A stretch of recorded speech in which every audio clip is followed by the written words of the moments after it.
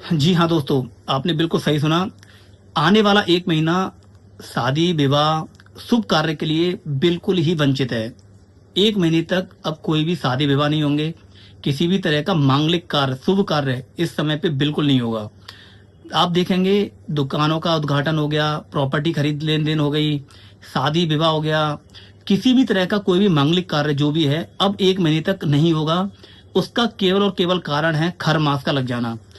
काफ़ी सारे लोग होंगे जो जानते होंगे खरमास क्या होती है, लेकिन बहुत सारे लोग ऐसे भी हैं जो खरमास को नहीं जानते खरमास होता क्या है। देखिए मैं बता देता हूँ, खर का मतलब है गधा और मास का मतलब है महीना, यानी कि गधों का महीना कहलाता है खरमास।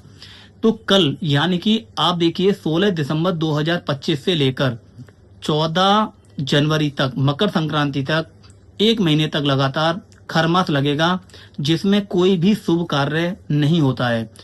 और ये कौन से मूलांक वालों के लिए परेशानी का सबक ज़्यादा बनेगा, मतलब उनके काम जो डिले रहेंगे, रुकेंगे, जो थोड़ा-सा समस्या का आप देखेंगे सामना करेंगे। 1 मूलांक वालों के लिए और 3 मूलांक वालों के लिए ये ज़्यादा समय परेशान कर सकता है, क्योंकि माना जाता है कि इस समय पे सूर्य भगवान, सूर्यदेव जब भी मीन राशि और धनु राशि के अंदर आते हैं, तो खरमास लग जाता है। यानी कि उनकी जो पावर होती है सूर्य देव की, वो बहुत हद तक कम हो जाती है। और इधर बृहस्पति देव, उनकी भी पावर बहुत ज्यादा डाउन हो जाती है, कमजोर हो जाती है। तो आप देखेंगे सूर्य भगवान अपने गुरु की आराधना में लग जाते हैं इन 1 महीने तक, इसलिए उनका तेज जो होता है वो कम पड़ता है, कम हो जाता है। तो सूर्य देव क्या है, 1 नंबर यानी कि राजा के नंबर पे हैं, और बृहस्पति देव है 3 नंबर से कनेक्टेड हैं। तो आप नोट करेंगे कि कल से लेकर 14 तारीख तक, 1 महीने तक, 1 मूलांक और 3 मूलांक वालों के लिए काफी हल्का समय रहेगा, उनको पेशेंस बनाकर रखना है। अच्छा होता क्या है, देखिए मैं आपको बता देता हूँ, शुभ कार्य तो होते नहीं है, तो जितने भी शुभ काम करने हैं आपको, आप खर मास से पहले पहले निपटा सकते हैं। रोका करना हो, शादी विवाह का कुछ भी ऐसा काम है, दुकान का उद्घाटन है, व्यापार का उद्घाटन है, आपका प्रॉपर्टी का कोई लेन देन का काम है, रजिस्ट्री होनी है, वो सब काम आपको खर मास से पहले पहले कर लेने हैं। नहीं तो 14 जनवरी के बाद में ये समय आपको मिलेगा। देखिए करना क्या है, ऐसे समय पर सबसे ज्यादा काम है आपको करने का सेवा।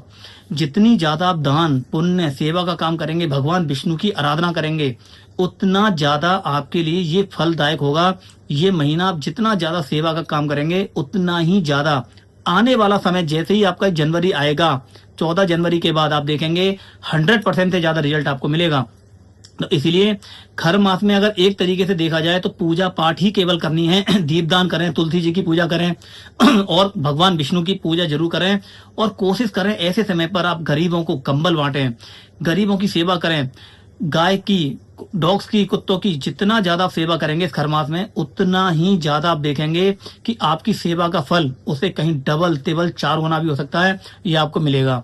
तो खरमास की वजह से जितने भी शुभ काम हैं वो आपके रुक जाते हैं, ये मैं आपको बताना चाह रहा था। देखिए अगर मेरी वीडियो आपको पसंद आई हो तो कृपया करके इसे ज्यादा से ज्यादा लाइक, शेयर और सब्सक्राइब जरूर करिएगा।